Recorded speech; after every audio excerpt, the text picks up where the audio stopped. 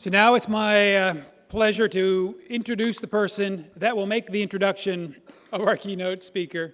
And every year we pick somebody of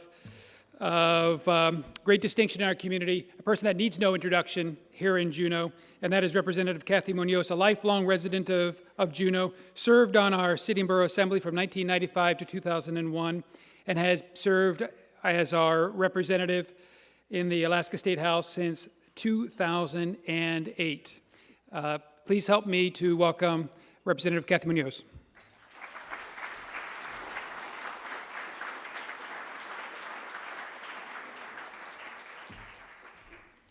Thank you, Brian, and thank you to everybody who has worked on putting together the summit. It's wonderful to be here. The special strengths of place offer unique opportunities for economic vitality. In the Southeast region, I can think of many examples, successful examples. The community of Wrangell, following the collapse of the timber industry, reinvented itself as a center for maritime activity. Here in Juneau at the Sealaska Institute, under the direction of Dr. Rosita Wuerl, Rosita has made it her goal to make Juneau the global capital for Tlingit art and culture. There are many examples here at the conference that are showcasing innovation, and I understand that Juneau Hydropower tomorrow has a very exciting announcement at 9 o'clock tomorrow morning, announcing an innovative technological project for our community. Tonight's speaker is a leader in the field of competitiveness, clusters, and innovation. Dr. Christian Ketels is a member of the Harvard Business School faculty and their Institute of Strategy and Competitiveness. He received his PhD in economics from the London School of Economics and is currently president of the TCI Network, a global network of professionals in the field of competitiveness and innovation. Dr. Ketels has led clusters and competitiveness projects in many parts of the world and has written widely on economic policy. It is my pleasure to introduce and welcome Dr. Christian Ketels to the capital city. Please join me in welcoming him tonight. Thank you.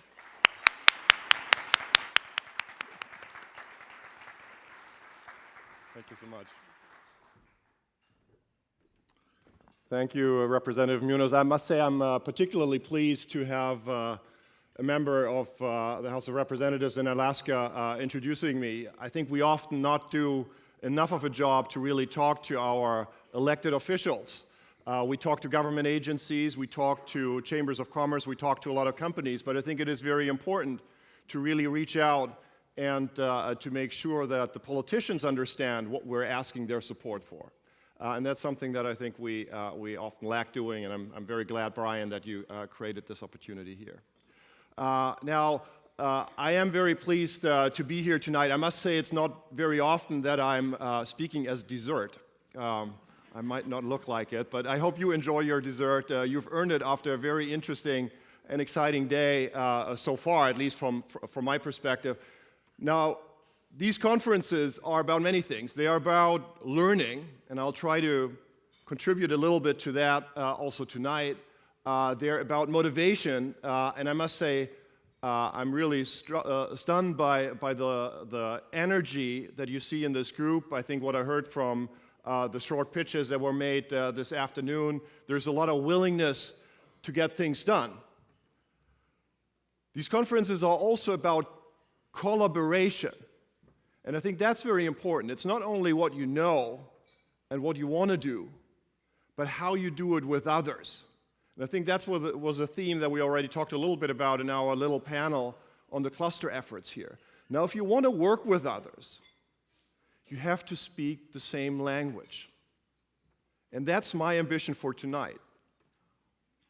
I don't want to give you the solution for Alaska's economic competitiveness, because I can't.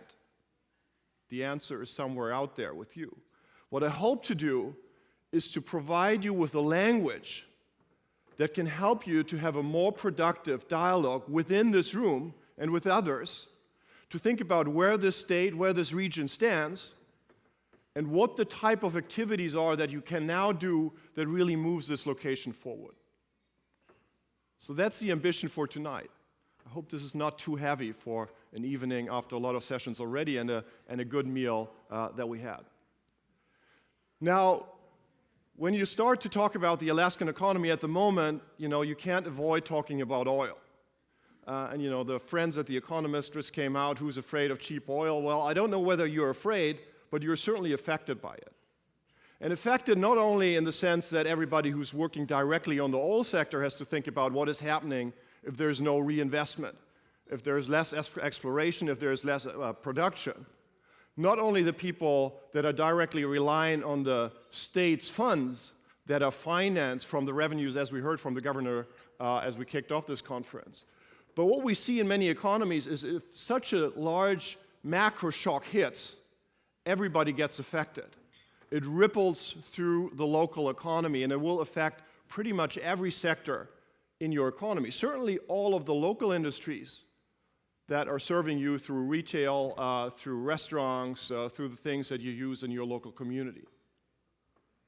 So this is a situation, people often like to say, never waste a good crisis, and I think that's certainly true. But we also shouldn't forget that a crisis always comes with pretty bad costs. And that will be the case in the state of Alaska as well. What does it mean in terms of our priorities at the moment? Well, first of all, and we heard the governor talk about that, there is a need to really think about the fiscal rebalancing. You need to make sure that the state budget is on the right keel. And what that means is we have to think about where to make our cuts. If we have a plan on how to deal with the fiscal situation, I think we can start to stabilize our expectation in terms of businesses and in terms of individuals and their spending, and really start to digging ourselves out of that hole and see, okay, what are the growth opportunities that we as the state and that our businesses face as we move forward. Making these choices takes a lot of courage. In Europe, our politicians during the European debt crisis often said, we know what to do, we just don't know how to get re-elected once we've done those things. So politically, it takes a lot of courage to make those cuts. But what we've also learned from prior crises and other locations, it's not just about making the cuts so that you learn to live within the means that you have currently, but it is to make those cuts in a way that are not adventuring your future. So how should we think about these sectors, the areas, the activities that we actually can't afford to cut, because that is what's creating our future prosperity?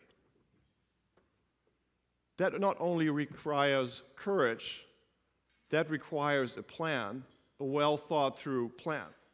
How do we make sure that the cuts that we have to do now are not cutting ourselves in the future?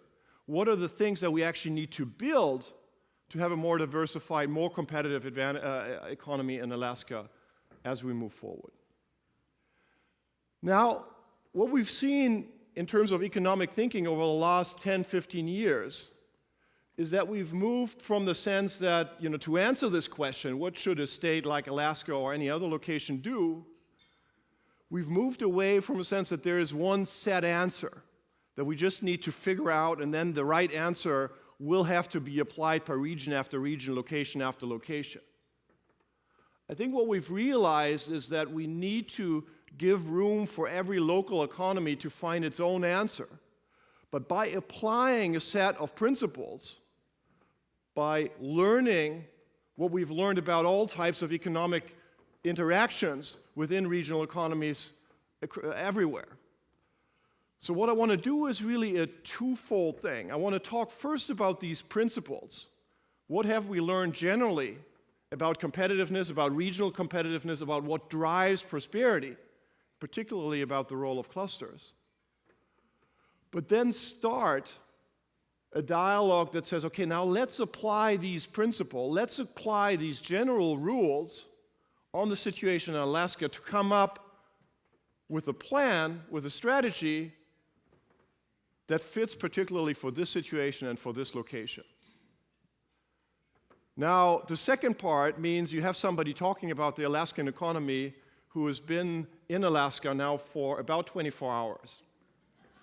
So don't expect any solutions from me. What I want to do is really start the dialogue, give you a sense of what are the type of things that we usually look at when we try to diagnose a location, and what are then the choices, the things that you have to do as a group in order to move forward in a respectable way. Now let's start with this term competitiveness. And you know, with Michael, I think, used the term also competitiveness of small businesses.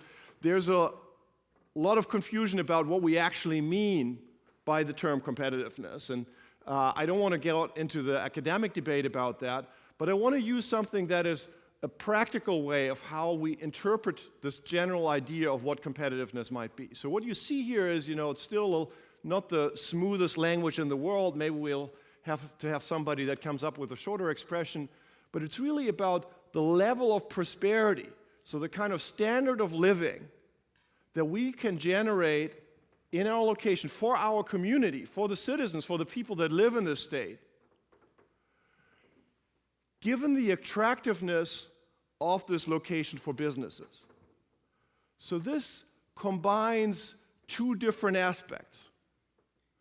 We need to think about what the economy can generate, the profitability of activities here.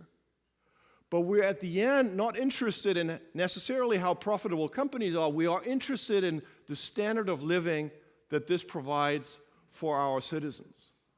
So companies that can successfully compete on global markets. If we don't have those companies, we will end up with an economy that's entirely reliant on selling the natural resources that we have in the ground. No diversification. So we need to think about what are the conditions that we need to create in specific fields that we are actually a location of choice for companies that want to serve our market and other markets from here. But it's also about the end results for citizens, and I think this has become much more of a focus of the debate. Because what we've seen in many countries, not just in the United States, is that there seems to be a divergence between companies actually doing quite well, especially larger companies, but communities not doing that well. You know, median income has hardly risen in the United States for many years now, a lot of concerns about inequality and so on. So now, how do we deal with this type of pressure? It also relates a lot to the economic policy debate that you often have about wages and costs. Lower wages make your location more attractive for businesses and make it easier for them to compete successfully in the global economy, but they are not helping the people that actually live here. At the same time, if we say, okay, you know, just raise wages, make sure that the economy kind of provides more prosperity to citizens, that's okay, but we have to think about whether that has an impact on the ability of companies to actually create jobs. They are more exposed than ever before in the global economy to conditions that you see in other locations. The only way to square these two ambitions is really to think about productivity. If we are able to make our workforce, and therefore our companies, more productive, we're able to have companies that are both successful in the market, profitable, and have jobs that are high-paying, that can support a high level of prosperity in this location. So the ultimate test of any policy, of any economic policy at the regional and local level, is really, does it help us to improve the productivity of our economy? And you know, I'll come back to that, but you know, Michael talked about FDI attraction. The problem with a lot of FDI attraction is that it does absolutely nothing to enhance the productivity of our economy. It gets some more economic activity if we're successful into our location, but it doesn't really enhance or strengthen the fundamentals of our economy that would help businesses to really say, you know, this is a place where I can be very productive with the type of activities that I'm engaged in. So let's look a little bit at where Alaska stands. These are all the U.S. states. It's on the horizontal axis, it's the growth of GDP per capita over a 15-year period, and then you have the level of growth. So what you see is, Alaska pretty high up there, or very high up there actually, on the GDP per capita ranking. It's just a little bit biased because, we're measuring here GDP divided by the population in the state. Not all of the GDP is wages, and in fact, if you have a natural resource economy, or if you're Delaware, a lot of it is kind of profits that don't really accrue to the citizens of that state. So you're not quite as high up there, but certainly this compares well to the U.S. average, but not a high level of dynamism in terms of the GDP growth compared to many of the other states that are there. What you also see, besides getting a first sense of where this state stands, you see a lot of diversity in terms of economic performance. There is no easy catch-up here that the poorer states were necessarily doing better. This is what economists usually expect. They expect that there's convergence. If you're behind, you can copy technology, you can grow much faster than others. If anything, we see the opposite. We see the stronger states kind of pulling ahead much faster, but we see a lot of differentiation from that model. So although we all live in the same kind of macro environment, the same legal environment of the United States, the performance that we see actually differs across locations tremendously.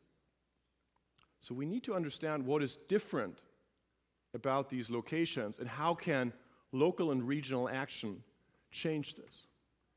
Now, when people think about what might explain a picture like this, and this looks the same for many other large countries, there are a couple of hypotheses that people have in mind. So what drives our differences in performance? Well, one possible explanation, of course, is what we've inherited.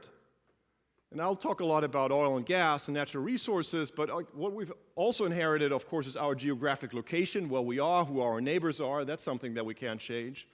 Often also our size and density, at least in the short run, this is not something that we can change in an economy, and that might have an impact on where we are. We might be close to trading routes or far away from centers of economic activity. So all of that can have an impact on where we stand. Then there's a lot of argument that people say, no, it's about what we do. What are the industries that we have?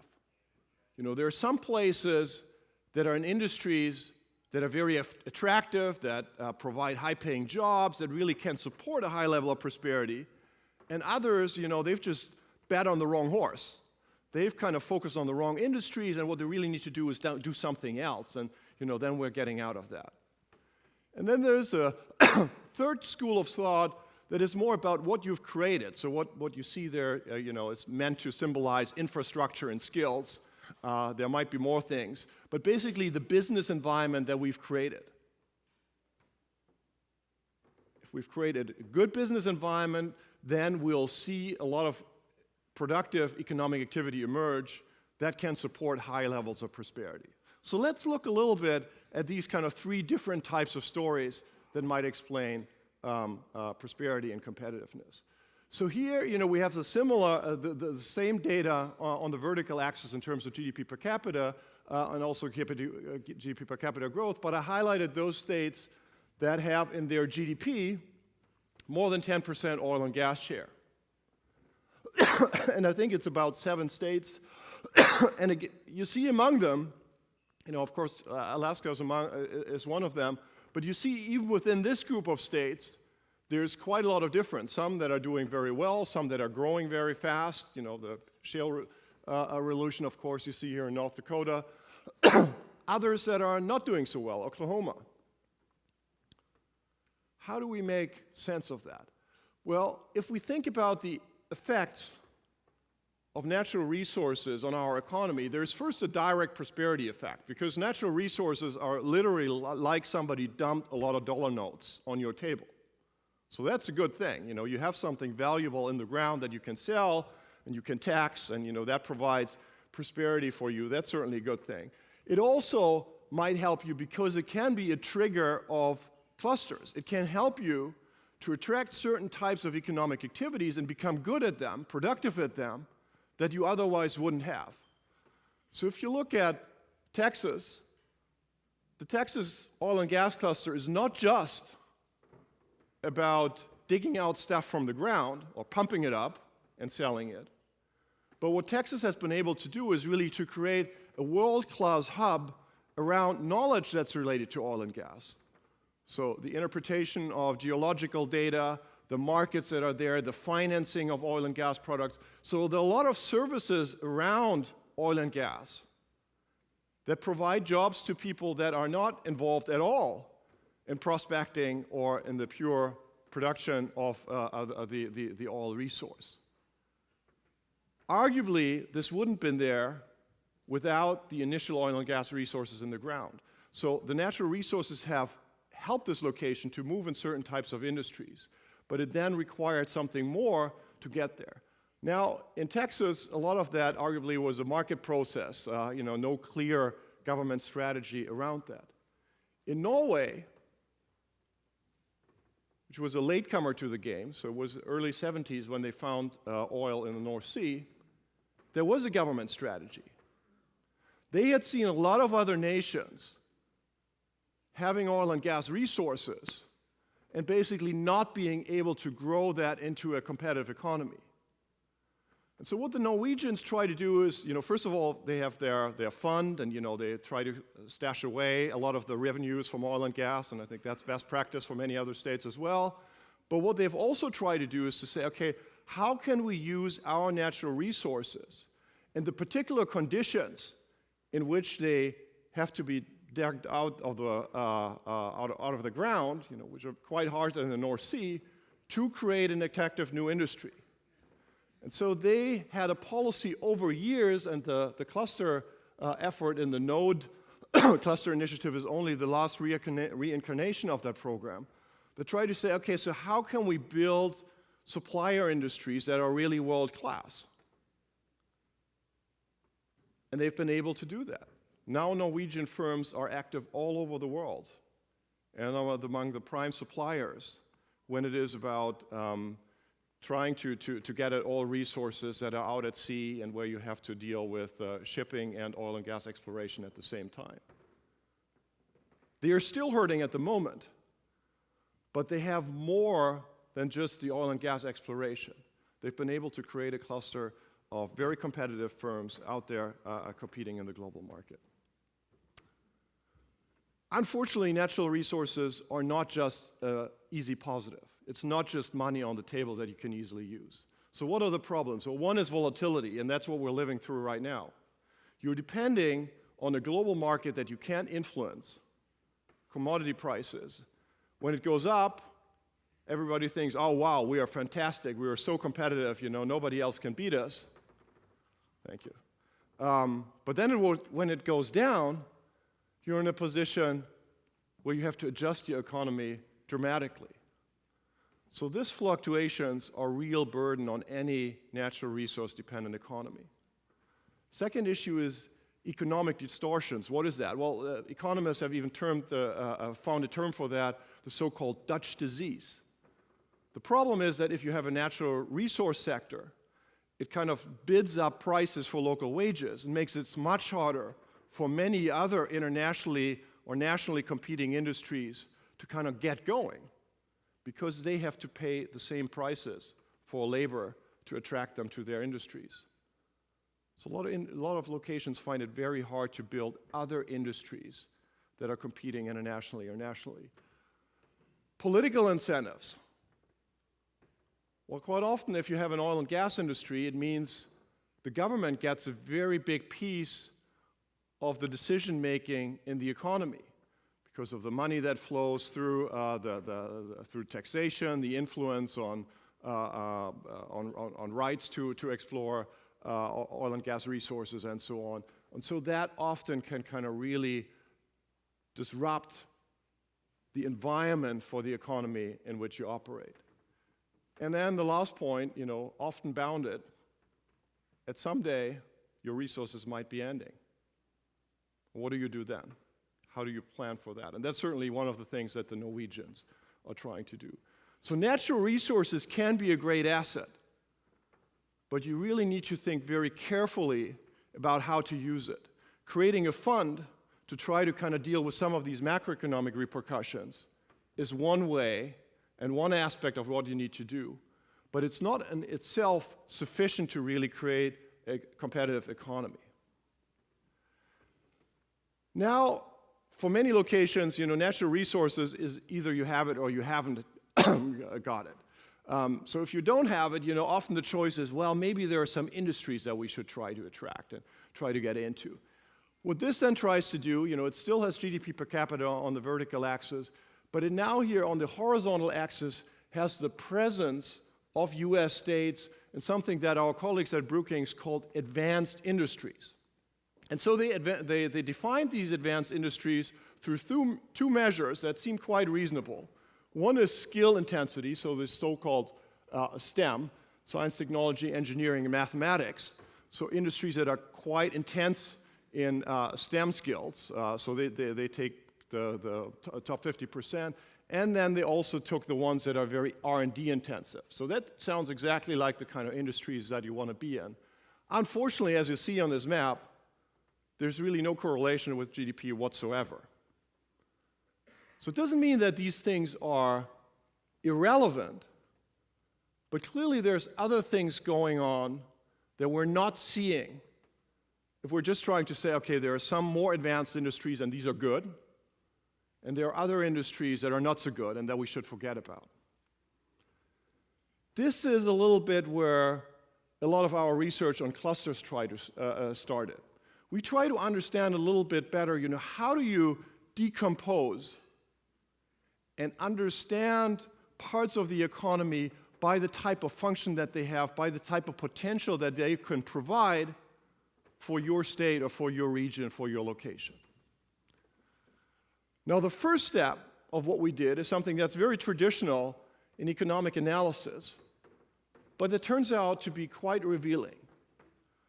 So we looked at where do different types of industries locate.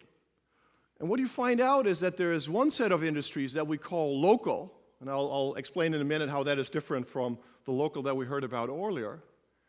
And then there's one that we call traded. So the local industries are those that are basically present everywhere.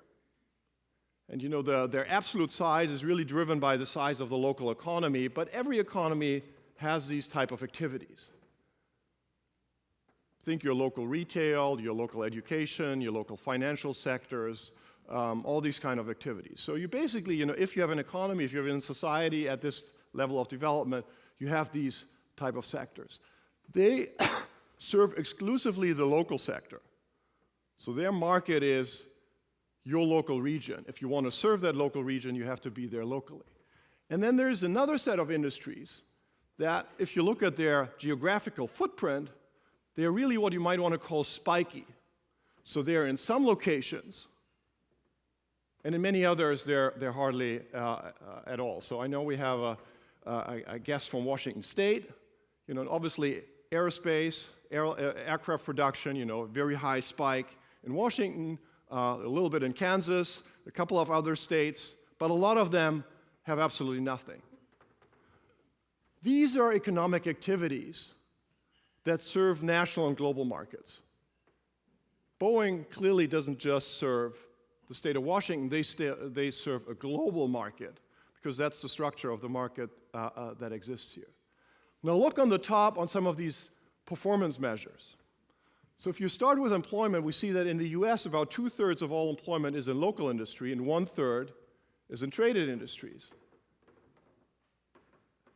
In fact, this has been a trend that has been growing, so we are shifting more of our employment in so-called local industries.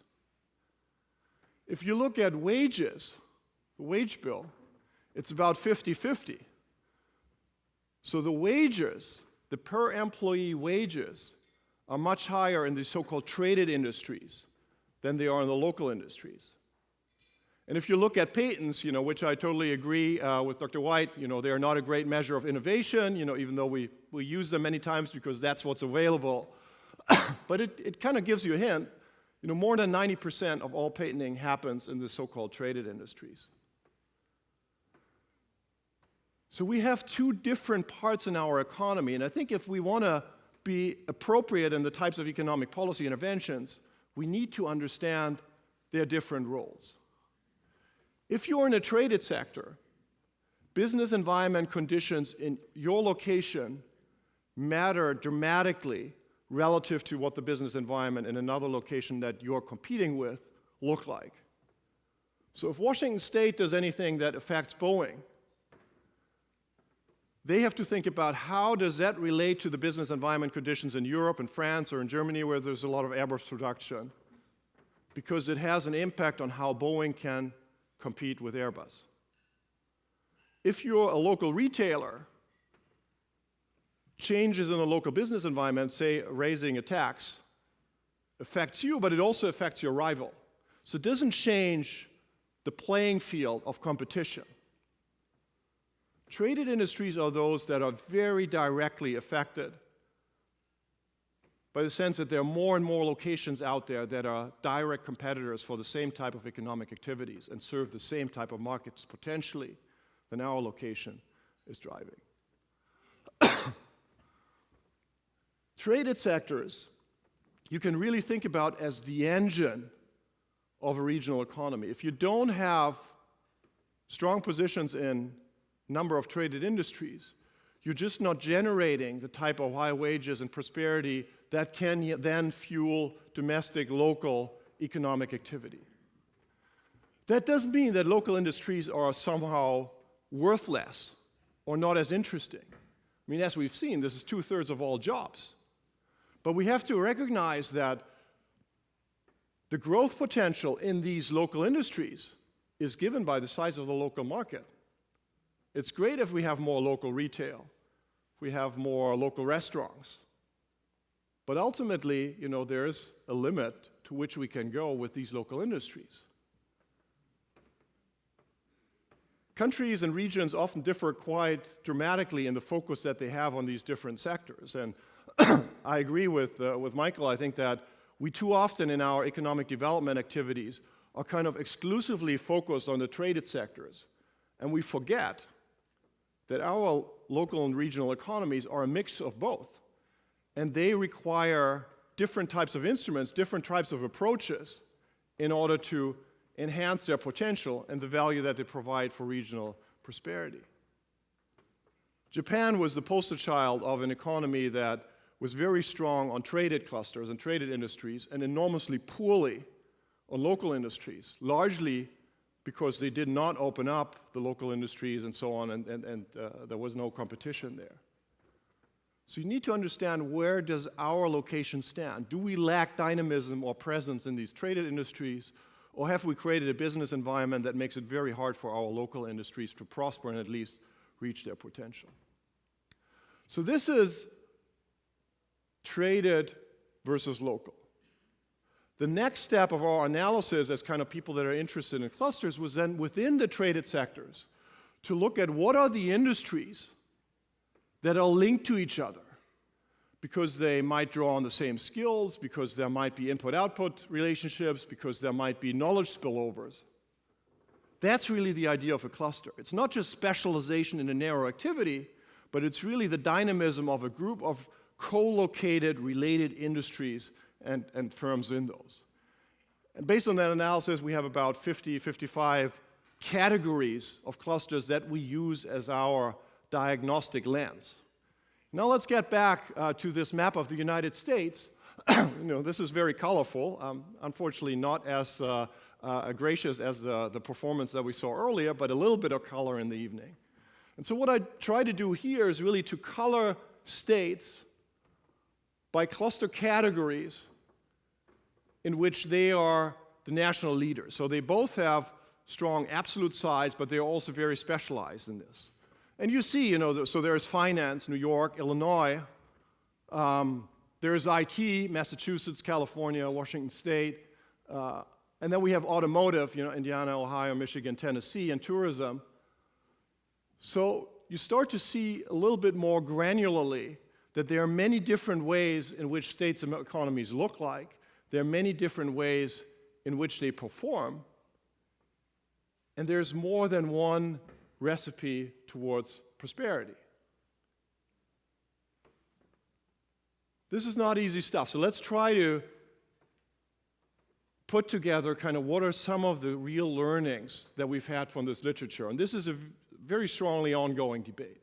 So first of all, we know that richer locations, more prosperous states, more prosperous countries, have positions in industries that tend to pay higher wages, that are more sophisticated, that require more knowledge, more skill, where companies make those investments in the capital stock. We also know that more prosperous locations, more prosperous countries usually have a higher, broader portfolio of these clusters. So they are not very narrowly specialized, but they really have managed over time to build positions in a number of these strong industries. But then, and this third observation is maybe a little bit more surprising. We see that prosperity differences across location are much more, about twice as much, driven by how good you are in the things that you do versus whether or not you're in high-wage or low-wage industries. So what is really driving performance to a large degree is how good you are at the things that you do in your regional economy. And this is, again, where clusters come in. Because we see that locations that have a cluster, that have critical mass, and that enabled collaboration to really leverage these linkages within their companies, they are those where performance is higher, where we see higher productivity levels, more resilience of employment, and so on. What we see here is that the type of industries that we have and the quality of our performance in these industries is kind of driven by an underlying factors that really shape our stage of economic development. We need to know what our industry looks like, what sectors we are strong in, what we have. But we need to be quite careful to think about how we target this. So this might be a sort of a mental map as you think about what explains prosperity performance. So we can look at, how prosperous we are, and there's lots of new measures around that. We know that it has to do with what you do and how well you do it. But behind that is both what we've inherited by nature, our natural resources, our geographic position, and so on, and the environment that we've created. So we need to be knowledgeable about what we do, which industries we're in. But I would argue we need to be quite careful to think about this as the target. Industry composition, the type of sectors that we have, is in itself a result of the conditions that we've created in our economy. If policymakers try to create industries that have not emerged in a market process in a location, they often fail. Because the reason that these industries are not there is that the conditions do not exist for firms to be really successful. So if you want to shortcut the situation, you can pay subsidies to companies, and they will come as long as you pay them the subsidies, but if you take those subsidies away, they will again leave. So a lot of the policies that are focused on directly affecting industry composition have failed. And we had these big examples with, 47 states out of the 50 having a biotech initiative when there was money from the tobacco settlements. Very few that succeeded. So if you want to be successful, it's what Danny Roderick called kind of the boring long-term economic development strategy. But it's really, you have to think about how do we change our fundamentals. Now, you can't change the natural resources, but you can change the many things that really define the conditions under which businesses get it started, grow, and define the way how they compete in the market. So let's look a little bit more into what is that, the what have you created, what I said, the skills and infrastructure. So here's a long list of stuff. I mean, there's things that, Porter 25 years ago talked about the diamond, which had a lot of these elements of the business environment. Certainly skills and knowledge. We know that This is maybe even more important than ever.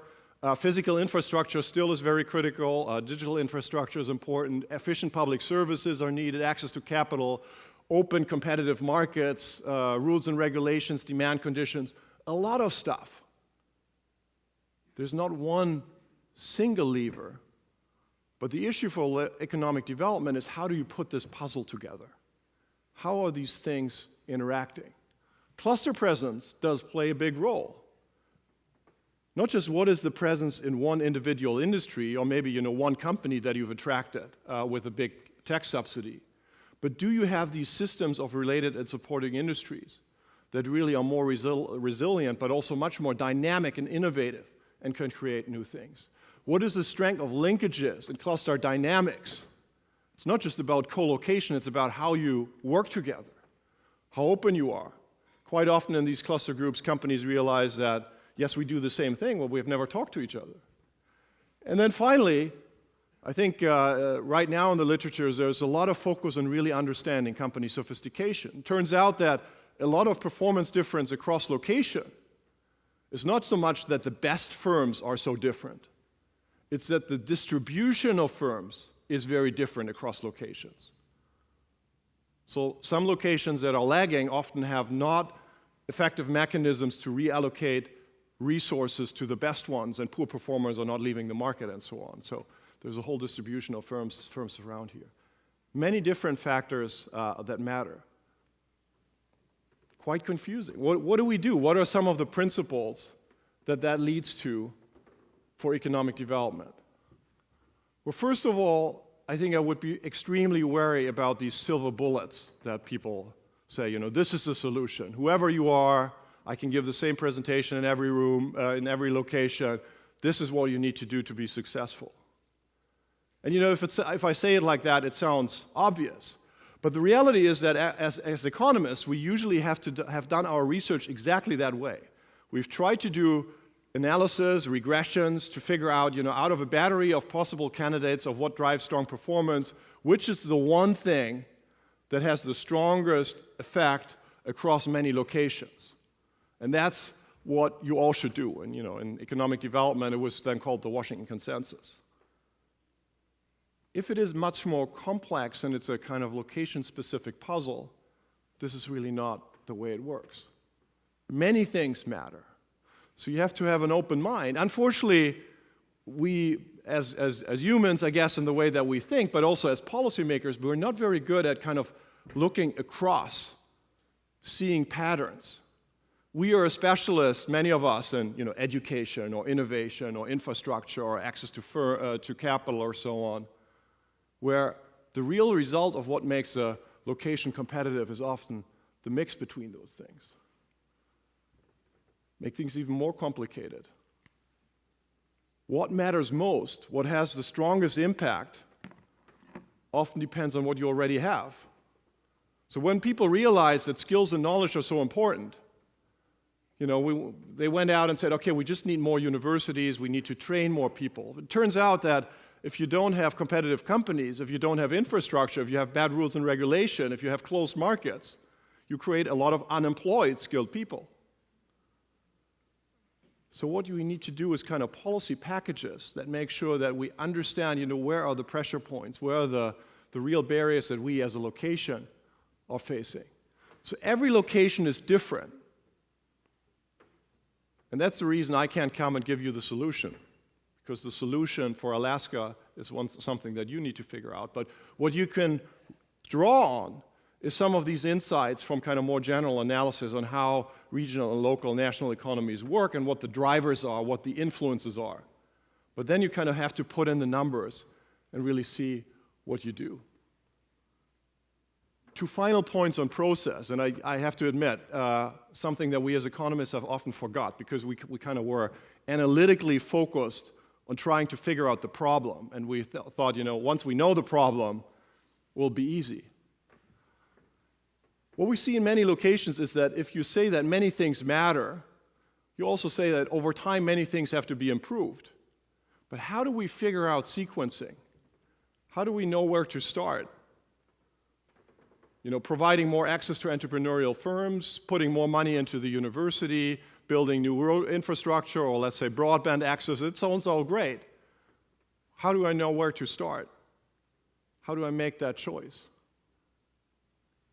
And the last point of these principles, we have to realize that if there are so many things that matter, there are also many organizations that influence these factors.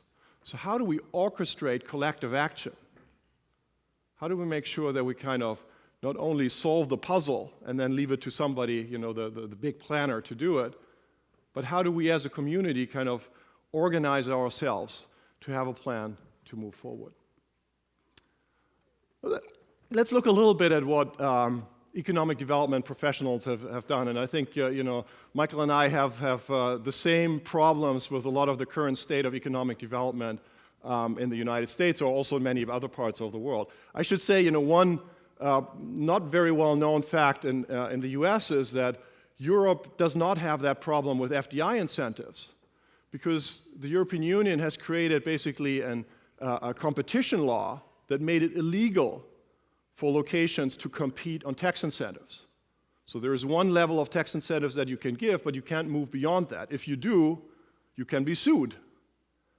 So in Europe, that has led to a situation where everybody goes to the max on tax incentives, which is not that high, but then economic developers had to focus on something else. And so that has created a very different dynamic, I think, of the dialogue. For a number of reasons, that's not in the cards for the US. But let's look what's happening here. So first, there is a set of activities that are often very much firm or sector focused. And I think they are often driven by this idea that there are some sectors that are better than others that we talked about before. And from the bottom, from existing to new ones, economic gardening. So this idea that you work with companies and make them more efficient, and you help them, and then they create more jobs and so on. Picking winners. You look at your sectors and you say, these are the ones that we really get behind, either individual firms or entire sectors. These are going to be the winners for us. The next big thing is similar, but it just says, well, we're going to go after some industries whether we have them or not, just because we believe that these are industries that are the future, whether it's IT or it's biotech or something else. And then up there, our kind of common friend, big game hunting. Let's just take a lot of money to get large investment, greenfield investments. Then there is a second group of activities that explicitly say, let's not look at specific firms or industries, but let's think about the business environment more broadly. So the OECD likes to talk about framework conditions, so do something for the education system, better taxation, better infrastructure, simpler rules and regulation, and so on. Then open for business, I think, which is a little bit what we sometimes hear in a number of US states, let the government just get out of the way. Create a better business environment doing that, lower taxes, lower government influence. Placemaking, something that Michael already talked also about, kind of driven by this idea, Richard Florida and others, that it's all about attracting the right type of people. And for them, we create amenities and create an environment in which they want to come. Maybe that's the right strategy. And the last one, this build it and they will come infrastructure, or also a favorite in the US, build another big stadium. Let's get a good professional football team or somebody else come, and we'll hope something will happen there. Somewhere in the middle, I would say, are clusters and focuses on entrepreneurial ecosystems, because they often focus on creating a right kind of business environment, but for specific sectors. They are not kind of cross-cutting for the entire economy. Now, what's the track record? And now I move on to the very subjective part that we can disagree on, but this is the way that I see how these things play out. Let's start with economic gardening. Not a bad idea. The problem is the leverage.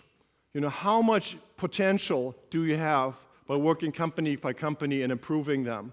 What is the real opportunity here to change the needle for an entire community? I have my doubts. I think this is not a bad approach, but it's one that has to be seen in a broader context of other activities. Then let's go to these blue ones, open for business, placemaking, framework conditions.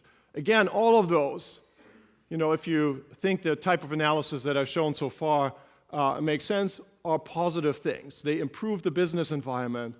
The problem is that they are often not creating specific competitive advantages. So they are good at removing barriers, but they are not necessarily positioning you as a more attractive location than others. Now, that's not a problem if you're Texas and you have a growing population, and people want to come to your state because there's a growing population to serve and there's a large market and all of that. I think it's a problem for Alaska because you are far away from the major markets. You don't have a fast-growing population. There is no inherent reason to come here. You have to create those reasons. And these cross-cutting things often do not create them. Build it and they will come, I think, is often very high risk and very unlikely to succeed. And then the group of things here in red, high risk, not creating competitive advantages because we're trying to create industries, we're not really trying to create business environment, and the danger of interest group capture is very high. Now then, let's look at this final group here at the middle, the entrepreneurship ecosystems and the clusters. How do we get this right? Because I have to admit, although I'm advocating these type of policies, there is a lot of black and white and gray in the middle. There are good programs like this. There are programs like this that are very ineffective. So I think we have to understand what are the specifics that are there. First of all, let's be clear about what cluster-based economic policy really is. It is about improving the business environment condition for a specific set of economic activities. So trying to make sure that where you operate, you enable companies to operate at a higher level, with higher productivity, more success, more opportunities for growth. And the second aspect is it's about the collaboration within these clusters. So create more collaboration, create more dynamism. What it is not about is creating clusters, i.e. just creating agglomeration. Now, agglomeration in itself has, in the economic studies, a positive effect on productivity, but it's relatively modest. The real game changer is if you can use cluster organizations as a way to implement better policies that enhance the business environment that's relative for your clusters. And even the worst is trying to create clusters, trying to create agglomeration by giving subsidies or by closing up the market. That makes companies less productive because they don't have to compete. They just get the money and the market share without even trying. Many of the traditional cluster programs work with what we call existing clusters. And I think what we've heard earlier today, these are sectors that have a strong presence in the regional economy. There is no debate about whether or not they exist. They are there. They are part of the reality. It's easy to identify. I think the data clearly shows that these are the type of activities that get an impact, but it's also true that it's an evolution. There is no one thing that dramatically changes the reality of these clusters. Entrepreneurial ecosystems focus more on these emerging clusters. So there might be a new cluster, you want to do something new, and that might be important because you want to diversify, you want to move your economy forward. But we also have to recognize that these efforts often are very risky. We don't know whether the entrepreneurs that are doing this are going to succeed. So what this requires is a different type of policy instrument and engagement, one that is ready to step back if the market signals that this is not working out. The reason clusters are so important, and I think in our view a very powerful instrument, is that they reflect a lot of the nature of the problem that we stand ahead when we want to make the right choices in economic policy. So the knowledge of what you have to do to become more productive in forestry, in tourism, in oil and gas supplies is dispersed. There are many players that have a little bit a piece of the answer. You need to bring that together, and that's what cluster organizations can do. The capacity to have an influence is often also distributed. It's not just the government that can say, okay, we write this law, and then everything is changed that matters. We have to do many firms, universities, government agencies to do that. And then we can have an impact. Impact is really about orchestrating the many small changes that it requires to make an economy and companies more productive. It's not about the search for one big solution that will easily help us. So you heard about the Icelandic example, and I think they have done over the last couple of years a lot of stuff in some of their main existing clusters. So the Iceland Ocean Cluster, tourism, aluminium, that really builds on their easy availability of low-cost energy, and then Iceland geothermal. So they are trying to build a lot of knowledge around that. Is an example how also in a small economy, you're trying to organize processes around these clusters and give you a different sense of how you do economic development. Cluster-based economic development is not about new money for a specific cluster. It's really about channeling the activities that you already have, that you anyway have, in supporting internationalization, in skill upgrading, in infrastructure, in helping SMEs, in providing access to capital, but organizing them around cluster groups because that gives you better access, better channels, and better ability to identify what really their needs are, rather than when you want to say, okay, I want to help my business community, the many different companies that exist there. Government can do this in many different ways. Again, we talked about it can try to attract individual firms, it can try to kind of rig the market in favor of a certain cluster. That can pull up agglomeration, but is often not creating productivity, or it can do these things that often work slower over time, but really have the potential to improve the underlying competitive advantages that your location provides for this cluster. A key tool in these cluster-based programs are often these cluster initiatives, and we had this morning or this early afternoon some representatives of these groups. We started about 10 years ago to really look at this phenomenon because we've seen hundreds of these organizations around the world. It turns out that they often do one of these three things. Some are more focused on business environment upgrading, others are more focused about creating linkages and networks and having companies work together, and yet others try to kind of help, especially SMEs, to upgrade their strategies and operational performances. All of this is good. The focus is really what we saw about drive their success, that you need to make sure that your activities really are focused towards the needs of your companies. There's no one recipe for the cluster organizations that always works. How does this matter to firms?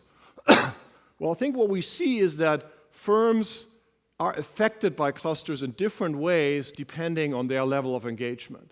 So just by co-location, and that's true for most companies in a cluster, they have access to a deeper labor market, to skills, to the knowledge spillovers, maybe to more specialized suppliers and so on. And so that can already help them. If they become active in certain programs of the cluster, they can strengthen the linkages and that way kind of have better access into the potential of the cluster. If they even invest in the cluster and make a contribution towards changing the business environment, they can create an environment that is most suitable for them as a company. But we have to realize that not everyone will kind of do all of these things.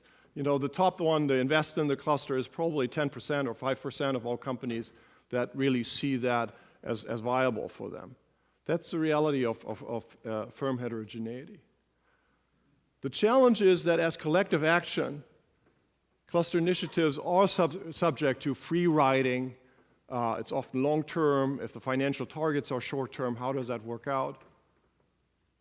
So there's a lot of dynamics within the business community, and it's really up to the companies to see, are we ready to invest in this type of collaborative effort? And it needs local champions. This is something that is very hard to substitute by government because it just doesn't create the right kind of partnership.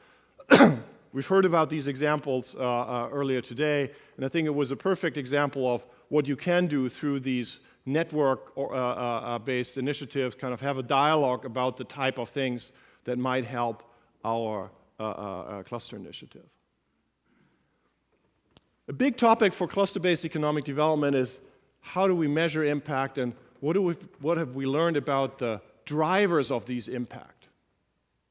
There are a lot of cluster initiatives that are great, but there are also many that do not generate a lot of impact. So first of all, it's about what we do and whether these activities are aligned with the needs of companies. That's the big problem of cluster initiatives that are kind of created and run by government. Because then the initiative often really doesn't know what the companies need. So we need to have a business culture, business-led type of organization. It also depends on the context, and I've listed a couple of things here, but the most basic observation is that if you have a cluster initiative, but you don't have a cluster, you really don't have critical mass in these sectors, nothing is going to happen. This is what we often call wishful thinking clusters. So be sure that you understand whether there's the right context here in that location. And then the final point, which is also important, is that you have to see what are the resources and capabilities here. And we talked this morning a little bit about the shift that we've seen in many cluster initiatives from a model of kind of very committed individual leaders that provide their time and energy versus a model that's much more professional, where you kind of hire staff that is focused on providing this type of service.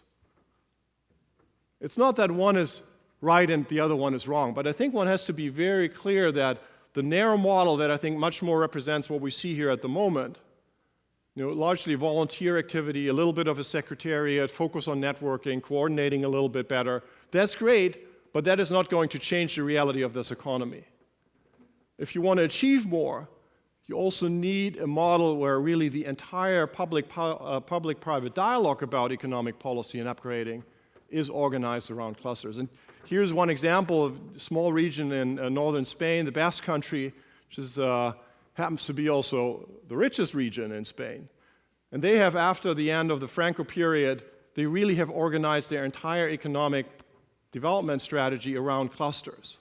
So whenever there was a group that they saw was meaningful, that was important, they kind of organized private sector-led cluster organization, and they have become the main mechanism through which government interacts and delivers a lot of their strategies. And these strategies have changed over time. So in the 90s was a lot about quality standards and efficiency and so on.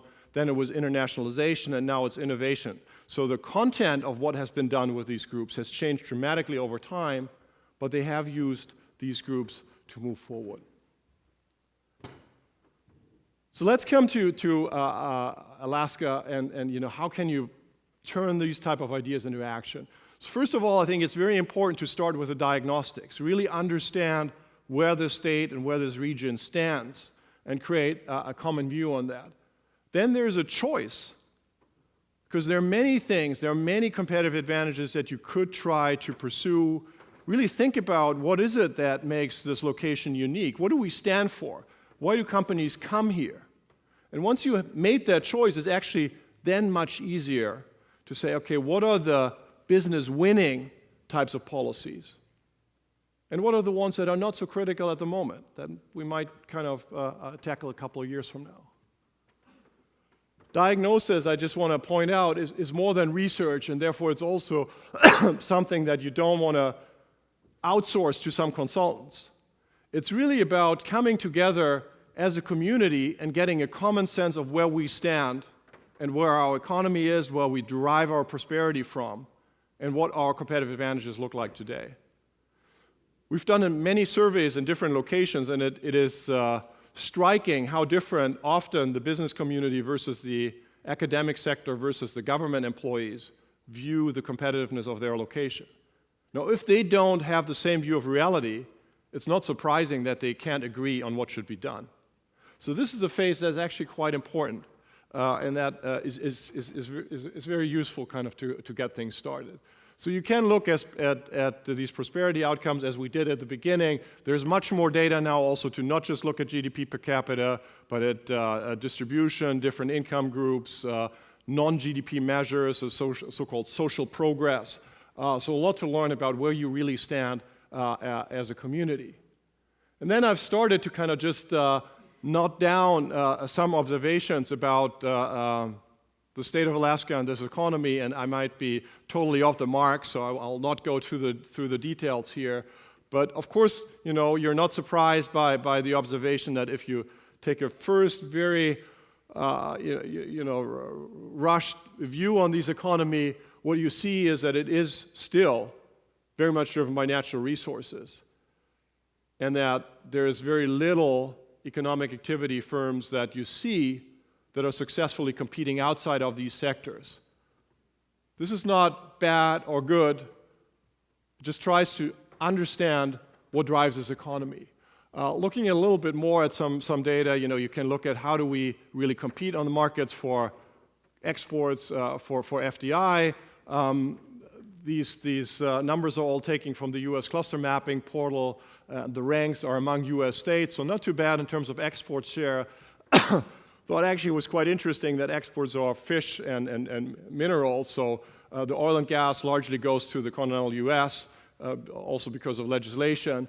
So that exposure is quite good. Not too much FDI. I guess a lot of the FDI into the sector is also driven by U.S. firms.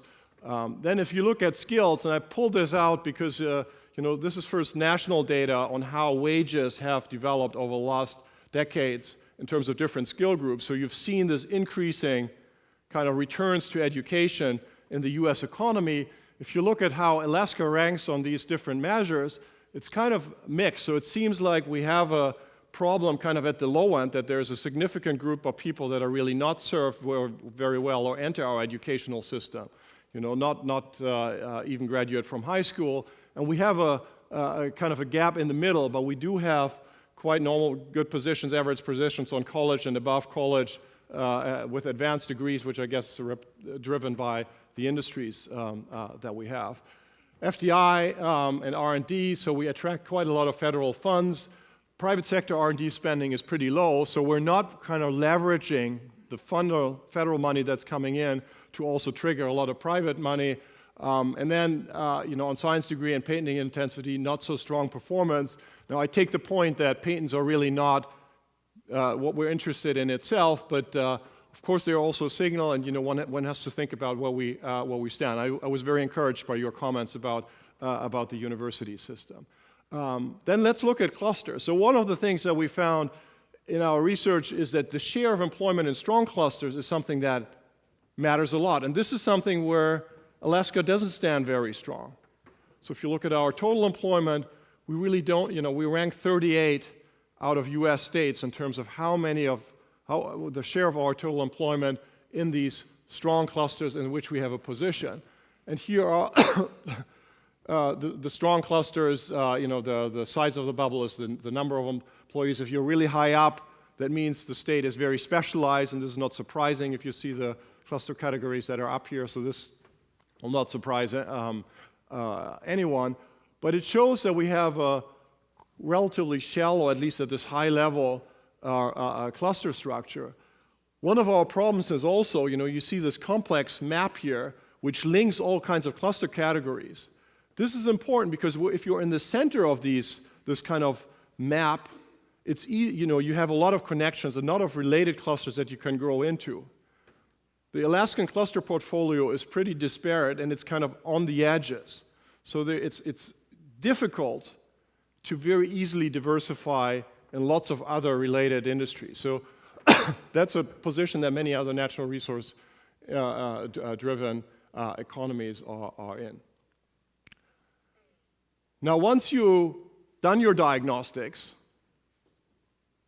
you have to choose what to do. And the choice is really a lot about what is our positioning, what's the value that we offer as a business location. And that has aspects in terms of the business environment. Is it skills? Is it openness to markets? Is it certain demand conditions or so on? And the clusters that really draw on these type of benefits. So it's not either or, but it's how you create a coherent package that really has a very clear message on how what we stand for as a location. So if you think of a place like Ireland, Ireland hasn't got everything right. Obviously they also had a big macroeconomic crisis. They've done their share of mistakes, but they had a very clear business proposition, which was entry port to the European market for especially US companies that are very knowledge intensive. And for these type of activities, they were exactly the right place, and that drove a lot of their growth.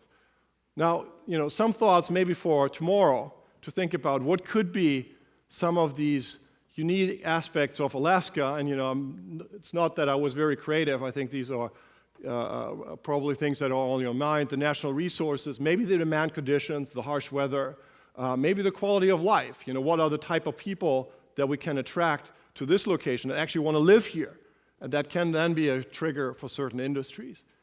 And this kind of help us to think about what are certain types of sectors, what are certain type of economic activities where we actually have a shot because of what we offer that is unique and different from what other states do.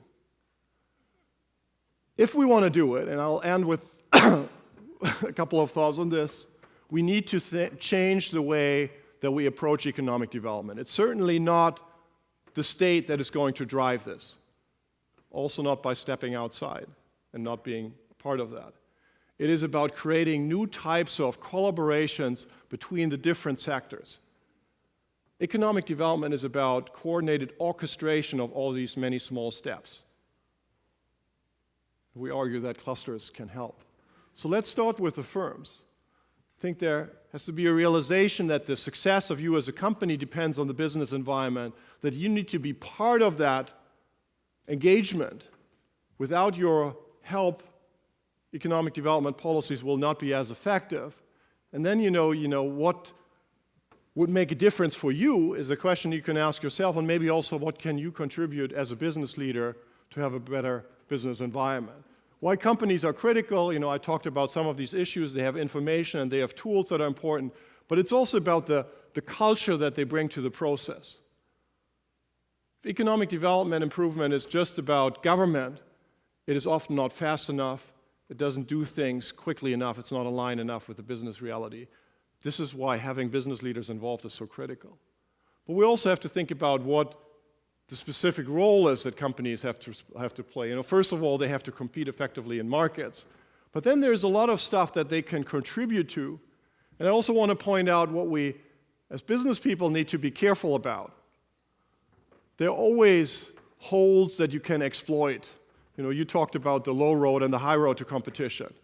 That is largely also a responsibility of business leaders. Short term that works, but that often undermines their the competitiveness of their location. And it's also about viewing the interaction with government not as lobbying, which you can do and which there's lots of money spent for in the United States, but really see more as we're in the same boat. We have to have a collaboration, and we both provide something.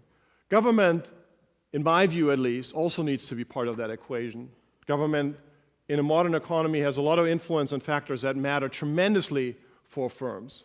And it needs to be there, especially I think here in Alaska where federal money plays a lot of roles. How do they think about what are the types of instruments and tools from the federal level that we want to use? How do we organize ourselves to make that happen? And here are some examples, I think, on the different levels.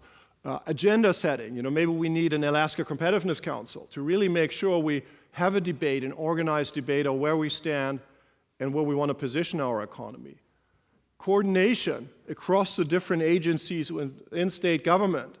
How do we bring these all together if competitiveness really is about integration of policies and delivery? How do we make sure that there is quick delivery that speaks the language of business? There are lots of examples out there from different countries and regions on how this can be done. And I think I don't know the situation enough in Alaska, but I think that's something to review.